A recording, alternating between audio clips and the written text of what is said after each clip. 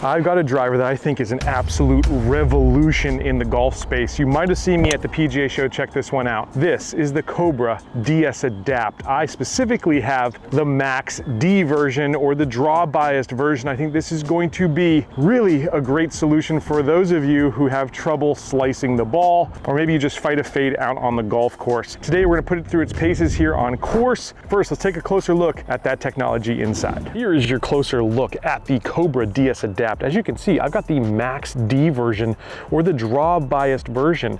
I already hit a draw, so honestly, this is not the most ideal for me, but we're actually gonna talk about something that this driver and the whole DS Adapt line has that is going to make it a little easier for me and for you to fine tune your shot shape no matter which one of these DS Adapts you go for. It's really fascinating, stay tuned for that. But first, let's talk about some other technology inside the DS Adapt. They worked on the shape, as we've seen from a lot of manufacturers this year, to make it more aerodynamic. So Cobra has long been working to make the fastest drivers, and year after year they test up there with the fastest that I try here on this show, and a lot of that has to do with the actual shape of the driver. Now, Cobra's face technology is called Hot Face, and this is actually a forged insert that is going to promote, of course, maximum forgiveness, just like all the manufacturers claim this year. But we will again put it to the test down here and see if it lives up to the height. Now, under the crown and under this head, you've got what they call an adaptive weighting system. Basically, they've been able to optimize the weight here behind the crown for maximum MOI, and in this case, again,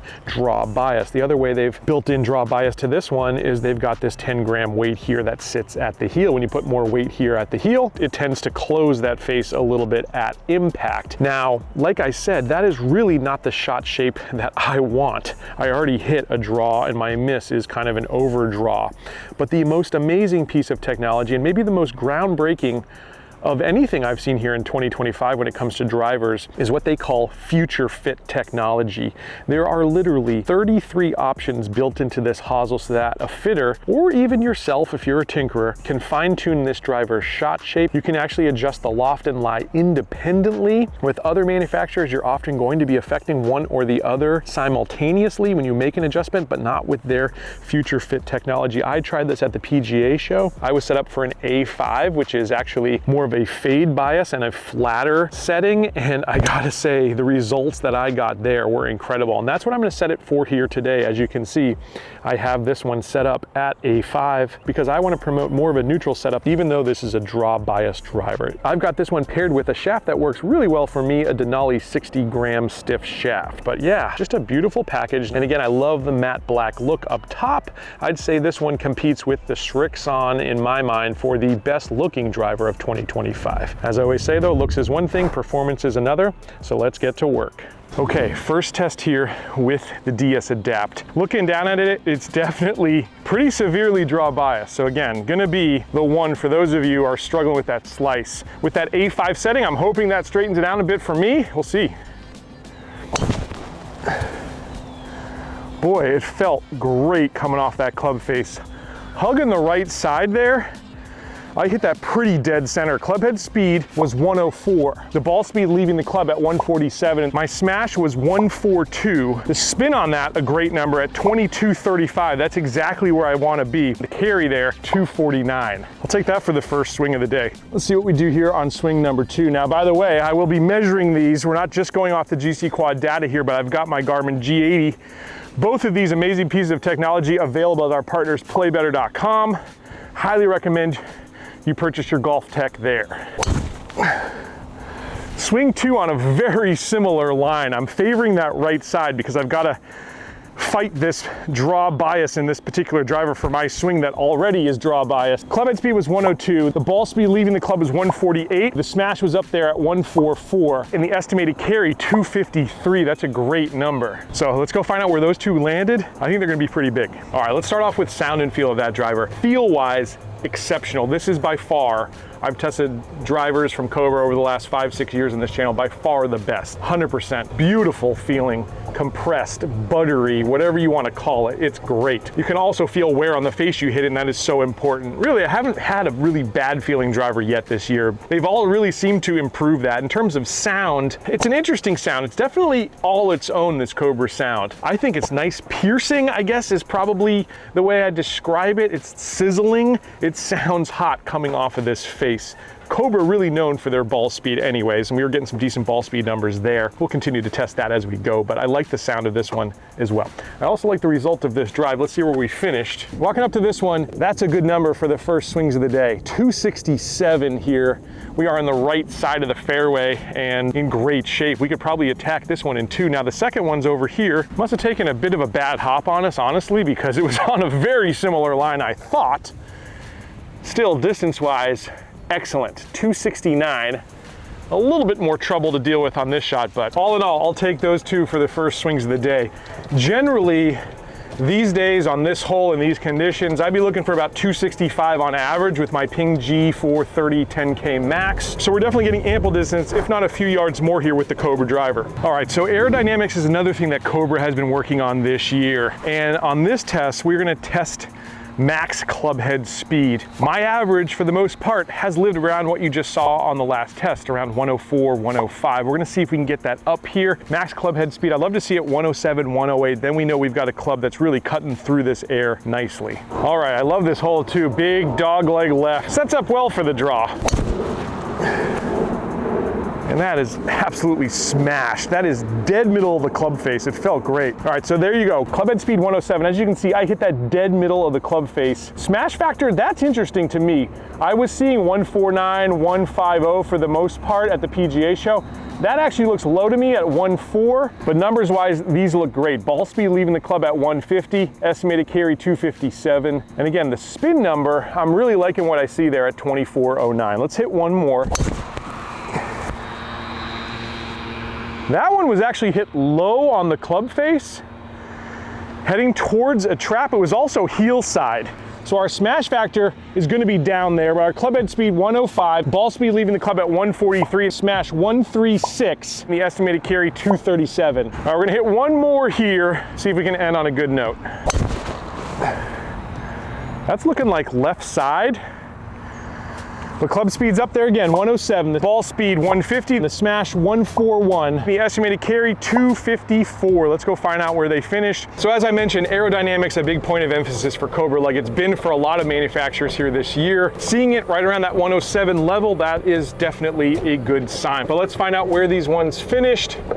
I do think they went a pretty long way. This is a good hole to really gauge distance properly because it's not like I have it behind me or in front of me. It's kind of a crosswind, so we should get some accurate numbers here. All right, so this is actually our second shot over there on the right-hand side. 265 is the number. And I'd have a little flip wedge in my hand. Got one up here that's really looking good though.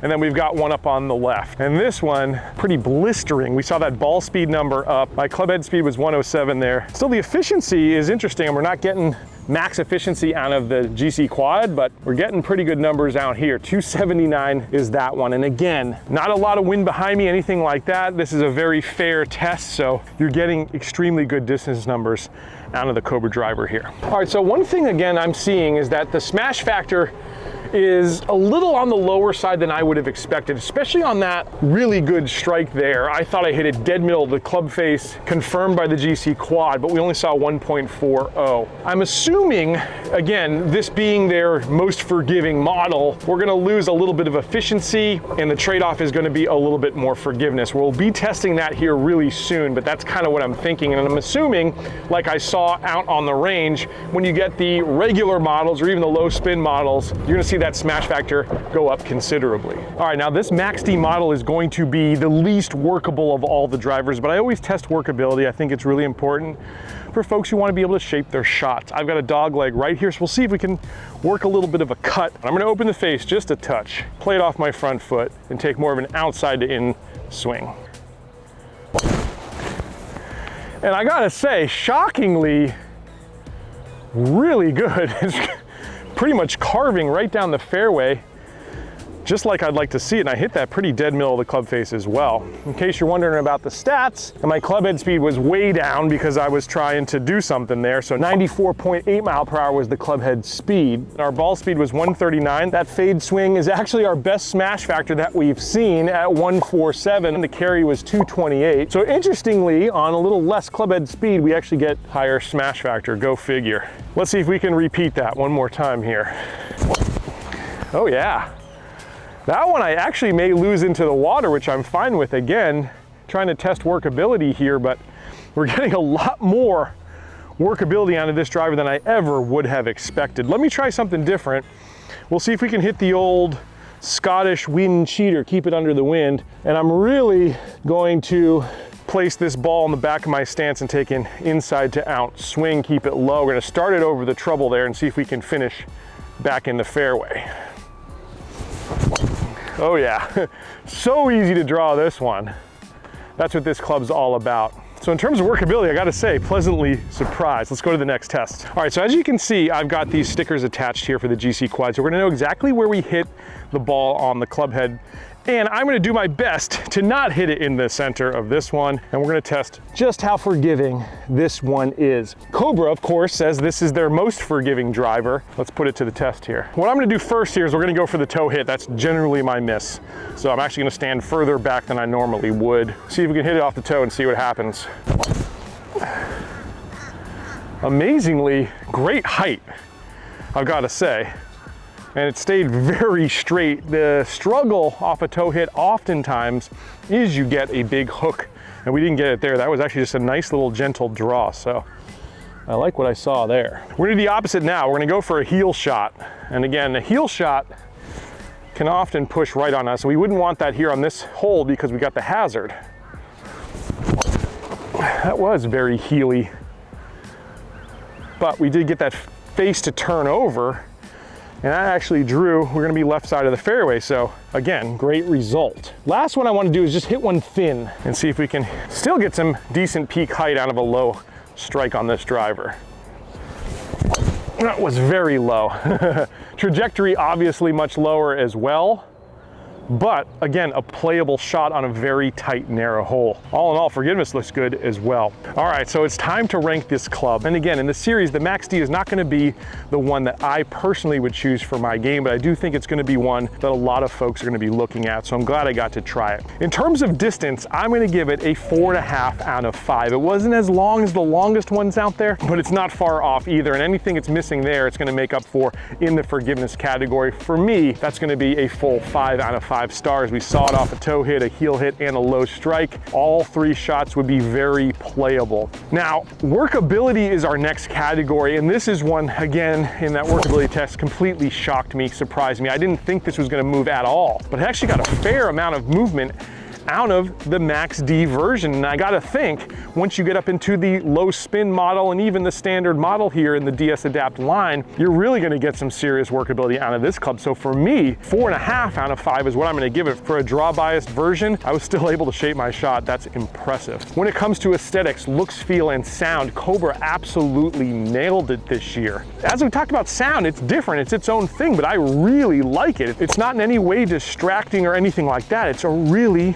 nice, solid sound. The look down at address too is right up there with one of my favorites. You've got a little bit of the carbon fiber peeking through, but overall a nice black, matte, stealthy look to it. I love that. And when it comes to feel, again, the best Cobra has ever had by far in the feel department. Our last category is going to be value. This one sits just slightly below some of the other big names out there like Callaway, Titleist. Those drivers are in the $600 to $650 range. This one's at $549, so it's priced slightly better, but all the drivers here in 2025 keep creeping up. So in terms of value, I'm gonna give this one a 3.5 out of 5 stars. For where Cobra competes in the market, I think I would have liked personally to see it just a little bit lower, but all in all, it is a fair price, no doubt about it. So here on your screen is the score. It's a very good one from Cobra. I really enjoyed this one, and I'm gonna enjoy the irons, which are coming up here very soon on the channel. So do make sure that you hit that subscribe button. I hope you enjoyed this one, and I'll catch you back here next time on another edition